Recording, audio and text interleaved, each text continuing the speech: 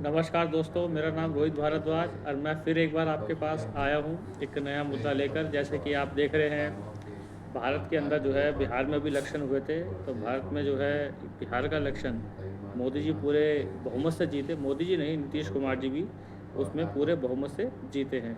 ये कुल मिला के ये है कि डबल इंजन की सरकार उन्होंने अपनी बना ली है।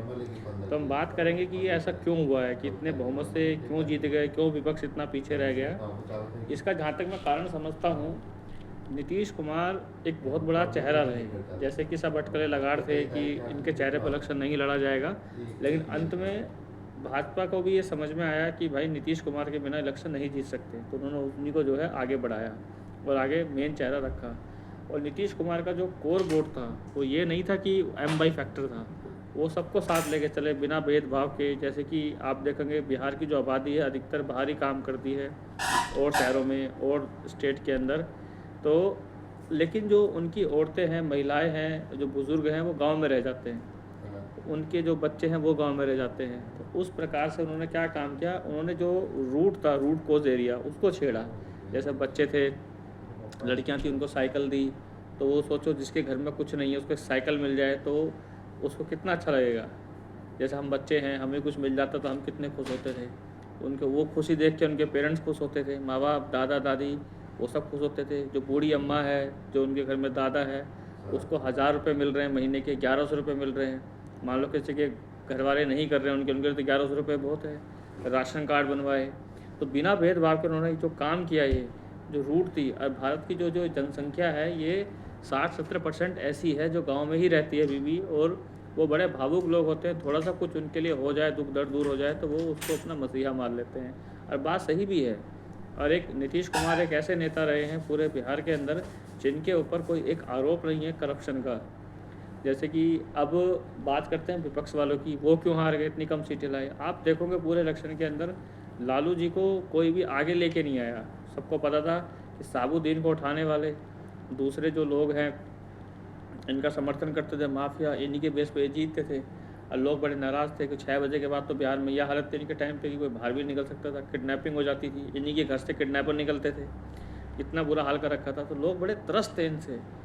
तो इसलिए जो है ये हार गए। प्लस क्या है, इन्होंने जो है मुद्दे ऐसे ऐसे उठाए, SIR का उठा लिया।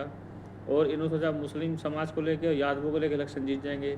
लेकिन जो बहुत बड़ा वर्ग था, जो बहुत बड़ा समाज था, जो SC ST बोल देते हैं, हम किसी को बैकवर्ड बोल देते हैं, या फिर जनरल कैटेगरी, इसको बड़ा उपेक्षित करा गया था। तो ये जो वोट कंसोलिडेट हुआ है इनका, ये कंसोलिडेशन कोई आसान काम नहीं था। सबको साथ लेके चले, कोई योजनाएं घर घर तक पहुँचाई, और ना ज़्यादा बवंडर ना कुछ किया। इस चलते जो है बिहार में ये बहुत अच्छी चीज़ हुई और ये बहुमत इनको मिला। और रही जैसे साबुद्दीन का केस, सबको पता ही है। जो व्यक्ति तेजाब से दिला देता हो आदमी को, सोचो क्या होगा उसका दबदबा।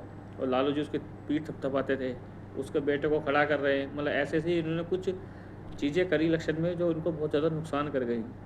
और एक सबसे बड़ी बात है, तमंचा दिखा रहे हैं अपने रैलियों के अंदर। मतलब जनता को फिर वही जो है कनेक्ट कर गया, क्योंकि जो लोग अभी 50 से 60 साल के हैं, और उन्होंने वो दौर देखा है अपने टाइम पे, जब वो, क्योंकि अभी 50-60 साल के, तो लालू जी के टाइम पे तो वो थोड़े कम ही उम्र के होंगे, जवान होंगे, या फिर कुछ बच्चे भी होंगे 40-40 के होंगे। तो वो दौर उन्होंने देखा है। तो वो सब देख के इनका माहौल के, तो ये मन से ही ऐसी हरकतें कर रहे हैं कि आएंगे तो उसको उड़ा देंगे, ये कर देंगे, वो कर देंगे। तो वो समय इनको याद आ गया कि अगर इनको वोट दिया तो वही दिक्कत, जंगल राज दोबारा से शुरू हो जाएगा। प्लस कोई इतना तगड़ा मुद्दा था नहीं वोट चोरी, क्योंकि लोगों को पता चल गया ये नया नया कुछ ना कुछ लेके आते रहते हैं। कभी वोट चोरी लिया है, कभी कुछ लिया है, कभी कुछ लिया है, और टिकते नहीं है किसी एक मुद्दे के ऊपर जो है। ऊपर से इनके जो प्रवक्ता थे, जो वो 2 लड़कियां थी, वो किसी काम की नहीं थी। जो प्रियंका चतुर्वेदी, जो पता नहीं कौन कौन थी 2 लड़कियां थे, उनका कोई मुद्दा कुछ था नहीं डिबेट करने के लिए। बस चोरी है, दलित है, वही पुरानी स्टोरी, रटे रटाया ज्ञान, उसी को पेलते रहे। तो कहने का मतलब ये है, ये मेरी बात लिख के रख लो आप। अब मुद्दे की बात करते हैं। ये इलेक्शन जीतना बड़ा ज़रूरी था, खास करके बीजेपी को, क्योंकि ये इलेक्शन तय करेगा भारत का भविष्य। क्योंकि इलेक्शन हार जाते, ये जैन जनरेशन का ड्रामा दोबारा शुरू हो जाता।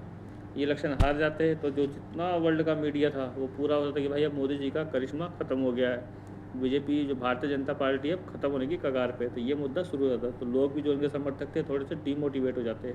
और आने वाले टाइम में जो है, इसका इलेक्शन आने वाला बंगाल का, तो बंगाल में जो काम होने थे वो काम रुक जाते सारे, जितने थे SIR के थ्रू जितना भी माइग्रेशन था, वो जो डेमोग्राफी चेंजेस हो रहे थे वो सब इनको रोकने थे।